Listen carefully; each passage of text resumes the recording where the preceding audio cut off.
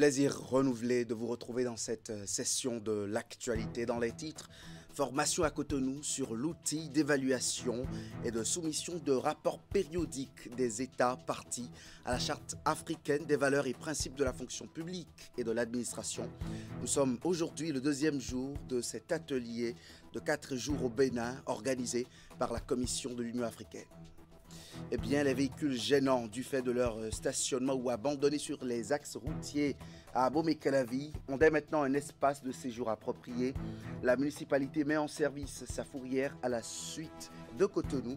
L'inauguration s'est faite hier pour plus de sécurité routière dans la cité dortoir.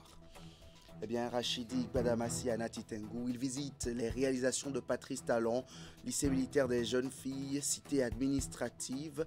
Le ministre conseiller à la Défense nationale a fait un périple dans la cité des Nantos.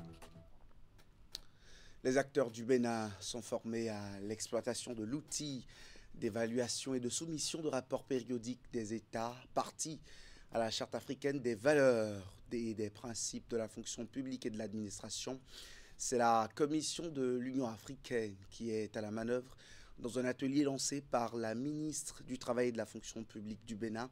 Les travaux démarrés hier prennent fin jeudi prochain à Cotonou. Voici le compte-rendu de l'ouverture de la session avec Oulia Tsanoussi et Simon Roulon. En ratifiant la Charte africaine des valeurs et principes de la fonction publique et de l'administration le 28 mars 2019, le Bénin a franchi une étape décisive. Cet instrument régional entre aujourd'hui dans une phase résolument opérationnelle à travers cet atelier technique et stratégique lancé à Cotonou. Le présent atelier, qui fait suite à une initiative de la Commission de l'Union africaine, est crucial pour notre administration. Il ne s'agit pas seulement d'écouter, mais d'agir pour produire des résultats concrets dans l'application de la charte pour mieux servir et satisfaire les besoins de nos usagers clients. La charte de l'Union africaine adoptée en 2011 et entrée en vigueur en 2016 reste un instrument essentiel pour guider la transformation de gestion du secteur public à travers le continent. Cette session de travail témoigne de la détermination des États partis à défendre les idéaux d'une administration publique efficace, transparente et responsable. C'est dans ce contexte que le présent atelier est organisé pour le Bénin afin de doter le Bénin de l'expertise nécessaire pour déployer efficacement l'outil d'évaluation en tant qu'outil de reporting, mais aussi en tant qu'instrument nécessaire à la réforme de l'administration publique dans les États partis. L'outil d'évaluation est le mécanisme conçu par la Commission de l'Union africaine pour accompagner les États membres dans la mise en œuvre de la charte et en rendre compte à travers les rapports périodiques qui seront élaborés. Cette rencontre qui se tient au Bénin est la 7e du genre organisée sur le continent.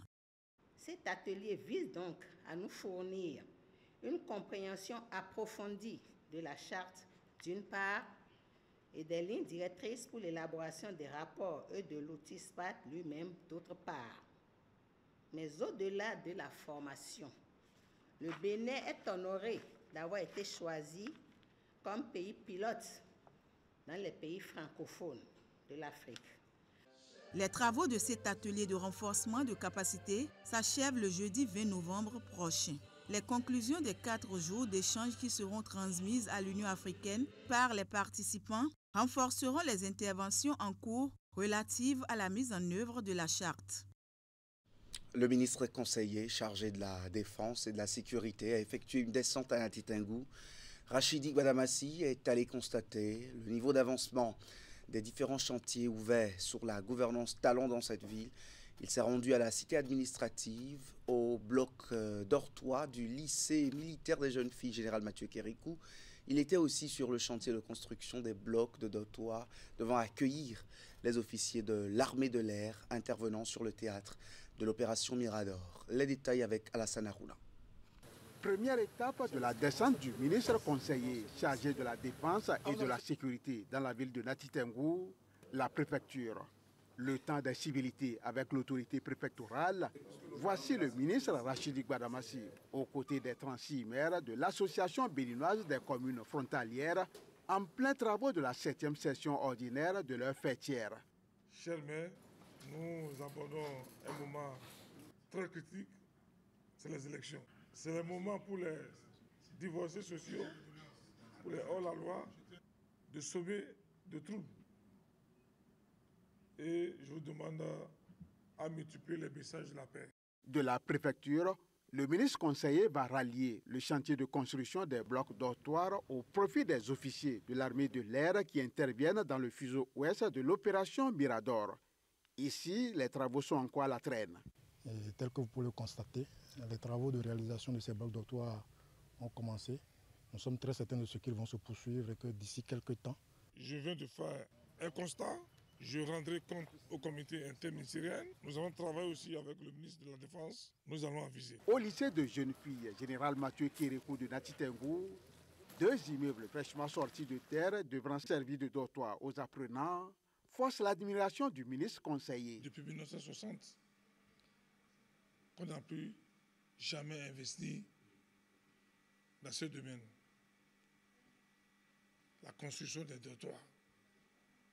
Et je pense que ce qui se fait présentement, c'est de l'apothéose.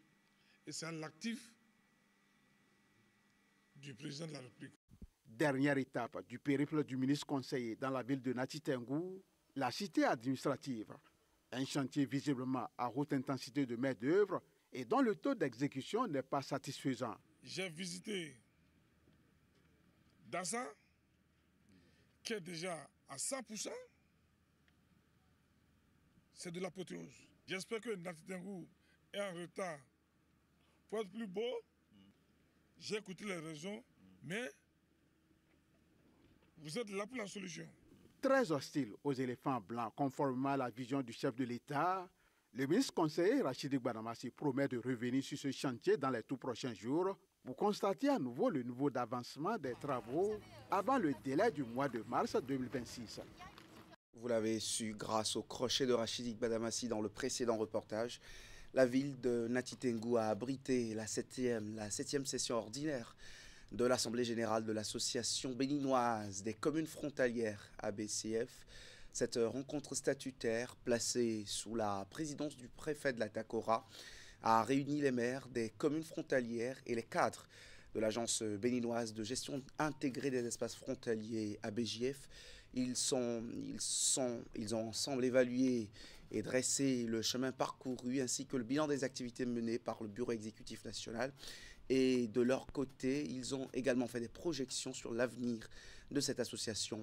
Voici le compte rendu. Pour cette session ordinaire de l'Assemblée générale de l'Association béninoise des communes frontalières ABCF à Natitengou, tous les maires des 36 communes membres se sont retrouvés autour des cadres de l'Agence béninoise de gestion intégrée des espaces frontaliers ABJF et le préfet de la Takora. L'enjeu étant de faire le point des activités menées par le Bureau exécutif national au cours de son mandat. Mesdames et messieurs, chers collègues, distingués invités, aujourd'hui, nous sommes réunis pour un moment crucial de notre vie associative.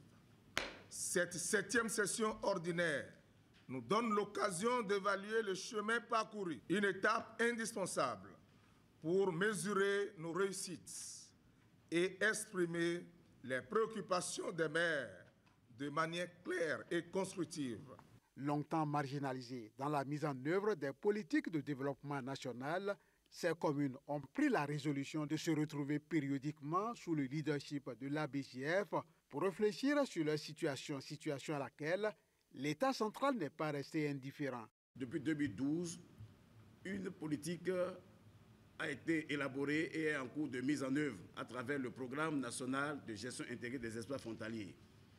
Et sous le leadership du président de la République, le président Patrice Talon, plusieurs réformes ont été engagées et il y a 3 semaines seulement, près de 5 milliards de nos francs CFA ont été mis à contribution pour la réalisation d'infrastructures socio-communautaires et de sécurité dans les localités frontalières. À travers ces assises, les communes frontalières viennent une fois encore réaffirmer la volonté des collectivités locales de faire des frontières non pas de simples lignes de séparation, mais plutôt des espaces de dialogue, de coopération et de prospérité partagée. Cette rencontre est une marque de maturité institutionnelle, une preuve de leadership local et un témoignage de la vitalité de notre décentralisation.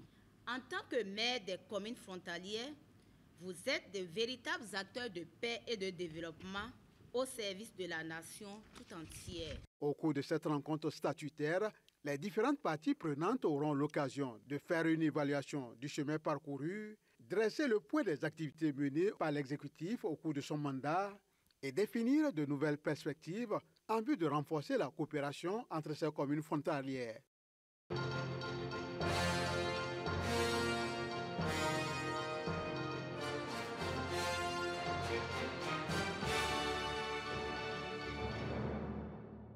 Les 3 partis politiques qualifiés à participer aux élections communales de janvier prochain ont reçu leur récépissé définitif hier. Il s'agit de l'Union progressiste Le Renouveau, du Bloc républicain et de la Force Cori pour un Bénin émergent. Une étape qui marque l'aboutissement du processus d'enregistrement des partis après examen des dossiers, vérification des pièces administratives et validation des différentes listes déposées. À cette même occasion, la Sénat a procédé au tirage au sort des logos pour le positionnement sur le bulletin unique, un tirage au sort transparent effectué sous le regard des représentants des formations politiques en course. On va les écouter l'un après l'autre à la fin de cette cérémonie.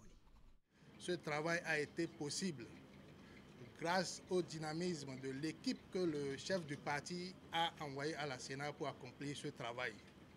Alors, la notification que la Sénat nous a donnée comptait près de 7 935 pièces à compléter. Cela veut dire qu'avant la notification, le parti avait laissé 21 105 pièces. Donc le délai qui nous est donné le 4 novembre, c'est-à-dire 112 heures, qui prenait fin le 7 novembre, le parti a entièrement déposé ces pièces et totalement traité et enregistré dans la base de données de la Sénat. Je vais demander à tous les militants du parti FCBE, à tous les sympathisants du parti FCBE, que le travail commence ici et maintenant. Nous venons aujourd'hui de franchir un cap important du processus électoral. Nous avons reçu notre récépissé définitif et nous connaissons désormais notre position sur le bulletin unique. Et donc, au niveau de l'Union progressiste, nous sommes contents du cheminement qui a été fait jusque-là. Nous sommes fiers de notre équipe, de l'ensemble des militants qui ont travaillé d'arrache-pied pour que nous soyons aujourd'hui prêts pour poursuivre le processus. Donc nous restons focus pour les prochaines étapes parce que c'est ça qui est le plus important. Nous sommes en train de travailler nos dossiers pour les législatives et nous espérons que nous serons davantage prêts. Le BR vient d'obtenir son billet à la participation des élections communales de janvier 2026. C'est un honneur, ce n'est pas donné à tout le monde et nous rendons grâce à Dieu. Nous sommes 3 sur la liste. Vous connaissez bien le chiffre 3, c'est le chiffre, c'est l'équilibre. Hein, chez nous on dit donc nous avons tiré le chiffre 3 et donc c'est l'équilibre. Il n'y a aucun doute que les membres de nos ancêtres sont avec nous. Le peuple béninois sera avec nous pour qu'au soir du 11 janvier, le BR puisse tirer avec brio son épingle du jeu. À moins de 5 mois de la présidentielle d'avril 2026, le mouvement Jeunesse Wadagne poursuit son déploiement sur l'ensemble du territoire national.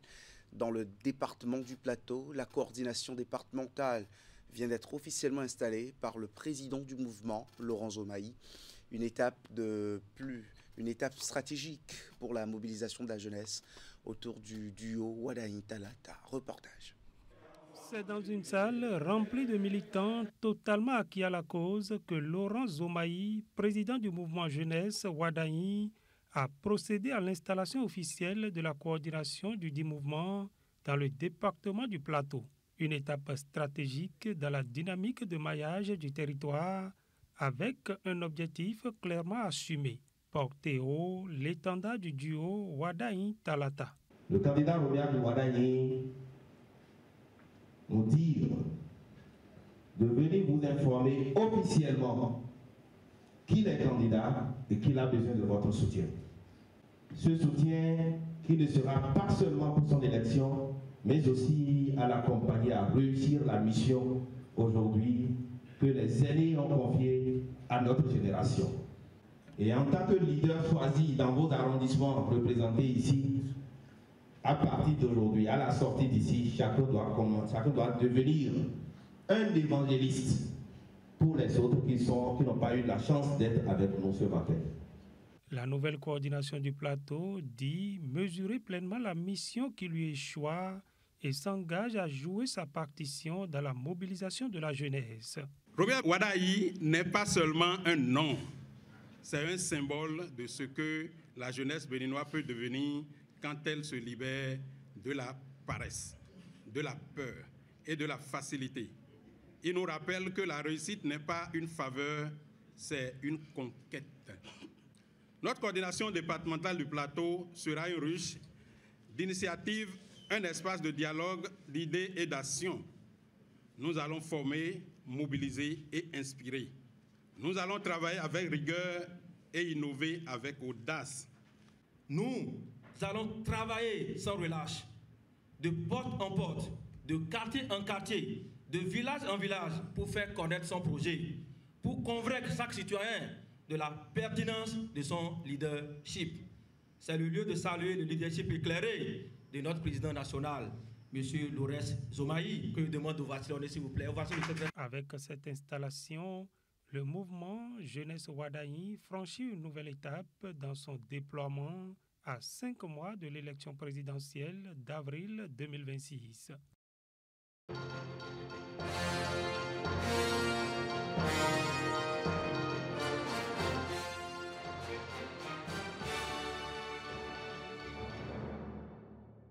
Les journées métiers des travaux publics de l'École nationale supérieure des travaux publics ont eu lieu à l'Université nationale des sciences, technologies, ingénierie et mathématiques UNESTIM d'Abomey. L'édition 2025, étalée sur 3 jours, a été couplée avec la soutenance des ingénieurs en travaux publics. Le thème principal retenu pour les échanges et réflexions est intitulé « Les travaux publics au service du développement durable ». Les manifestations sont ici résumées par Imet Hélène Amoussou.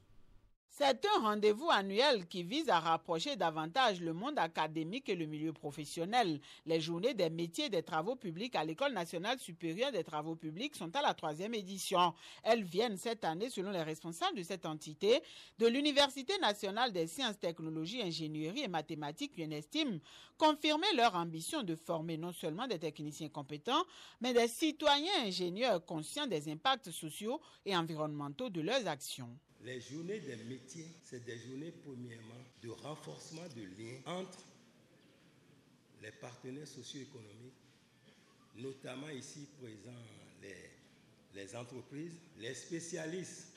Ensuite, ça constitue une plateforme d'échange, notamment entre vous et ces partenaires-là. Et nous sommes très heureux de montrer à tous les étudiants dans le métier des travaux publics ce que représentent ces métiers et aussi pour permettre à tous ceux qui sont venus ici de quoi nos étudiants sont capables en matière d'innovation dans le domaine. Au programme des manifestations sont inscrits des conférences, ateliers, de même que des expositions qui vont permettre d'explorer les innovations dans les métiers du BTP, de la géomantique, de l'urbanisme et de l'hydraulique.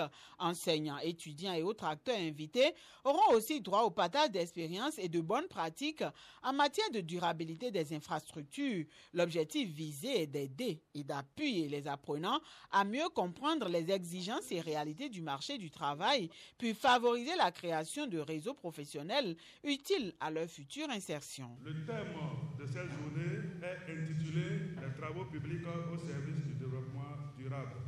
En effet, dans un contexte marqué par les changements climatiques, la pression démographique et les exigences de modernisation de nos infrastructures, il n'est plus possible de penser les travaux publics sans une réflexion globale sur leur durabilité. Les journées des métiers des travaux publics à l'UNSTP sont étalées sur 3 jours. Elles ont démarré par une caravane qui a sillonné les villes d'Abomey et de Boycon. L'événement est couplé avec la soutenance des ingénieurs en travaux publics.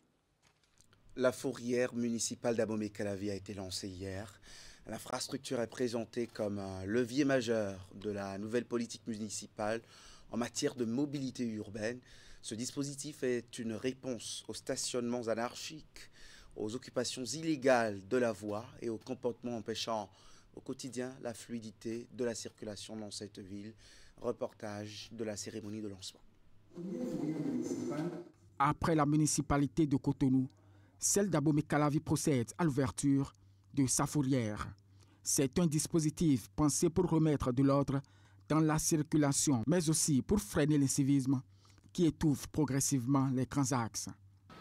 La mise en place de cette fourrière répond à plusieurs enjeux essentiels, notamment l'amélioration de la circulation et du stationnement dans nos rues, en intervenant rapidement sur les véhicules gênants ou abandonnés, et le renforcement de la sécurité en évitant les risques liés à des véhicules dangereux, épaves ou mal stationnés. À travers l'arrêté communal portant création, composition et fonctionnement de la fourrière municipale, les motos à 2 roues, les tricycles et autres véhicules mal stationnés s'exposent à une mise en fourrière. Avant d'entrer en possession de son engin, le propriétaire devra s'acquitter des frais relatifs à l'enlèvement de l'engin et à la garde du véhicule. Toute mise en fourrière est ordonnée par un officier de la police judiciaire. Face à la croissance rapide que connaît Abomey-Calavi et l'augmentation du trafic, il devenait donc impérieux de disposer d'un espace adapté pour la gestion des véhicules en infraction, abandonnés ou dangereux. Cette fourrière vient donc répondre à un besoin réel et urgent. Vous comprendrez dans les jours qui suivront que cette fourrière que nous inaugurons aujourd'hui vient assurer notre sécurité. Cette initiative marque le point de départ d'un dispositif désormais incontournable. Abomey-Calavi espère aller vers une gouvernance plus rigoureuse de l'espace public. Merci d'avoir suivi ce journal qui est à son terme. Vous retrouvez l'actualité politique sur Canal 3 Bénin à 20h dans l'info continue. Le thème ce soir, c'est une interrogation présidentielle de 2026, match amical ou vraie compétition. Vous suivrez les analyses de Delphin Gagana, analyste politique, et Paul Arnaud Deguénon. Il est le promoteur de Bénin Web TV, le média en ligne. Merci de rester fidèle à nos programmes.